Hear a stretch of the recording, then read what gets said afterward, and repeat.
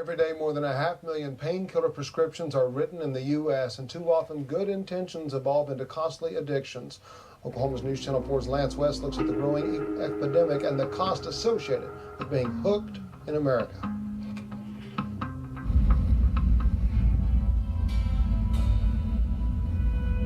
The journey down life's dark, secret highway began in 1999. Stacy Anderson was an OSU sophomore. The 20-year-old was stopped in traffic when a preoccupied driver plowed into her Mazda at 48 miles per hour.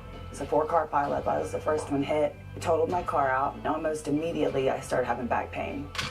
Stacy was prescribed a potpourri of painkillers and muscle relaxers for agonizing back pain. Immediately, I just liked them because they helped the pain. They did give me a euphoric feeling, and I liked that.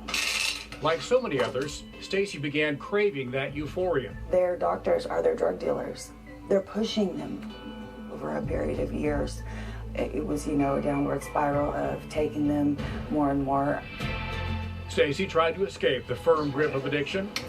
Her parents invested tens of thousands of dollars in several unsuccessful stretches in drug rehab. They would give me a chance, and I'd go to court, and they'd send me to a little, 30-day rehab, and then I'd test positive on a drug test. She was eventually busted for prescription fraud and sentenced to 5 years in state prison at a cost of $92,000 taxpayer dollars. I feel like I lost almost a decade. The larger part of my 20s and were spent in a bad place. Her children would spend empty years visiting their mom behind bars. The cost of addiction, wow, outside of the financial cost, which is huge, astronomical, I can't even wrap my mind around it and try not to think about it. Lord knows what my family spent. Money, time, relationships. Stacy sacrificed almost everything for a bottle of pills and the peace that came with it.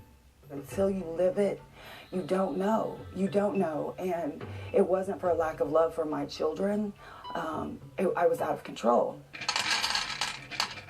She's not alone. Every day in the U.S., 3,900 people begin abusing prescription painkillers. $20 billion a year is spent on ER and inpatient care for opioid poisonings. A single hospital stay, if you're talking about, for example, an overdose where you've been to the hospital, $15,000 a person, whereas treatment is available and it only costs about $2,000 a person. But the majority of people with an opioid addiction don't get treatment. In Oklahoma, there is a waiting list, 800 names long. I think it's a significant issue because these medications are highly addictive and we have difficult time accessing substance abuse treatment in our state. It's very underfunded. Stacy Anderson conquered her demons in prison. Clean and confident for 10 years, she is on a new, brighter journey today, a journey of grace and gratitude. I can't imagine ever wanting to go down that road again. It took too long, and I fought too hard to get out of it. I thank God for every day that I have the strength to not use. Lance West, Oklahoma's News Channel 4. We cannot overstate this. Addiction is a chronic disease and not a lack of willpower. If you or someone you know struggles with addiction, you'll find resources on our website to get the help you need. Just head over to KFR.com. We are following some breaking news for you right now.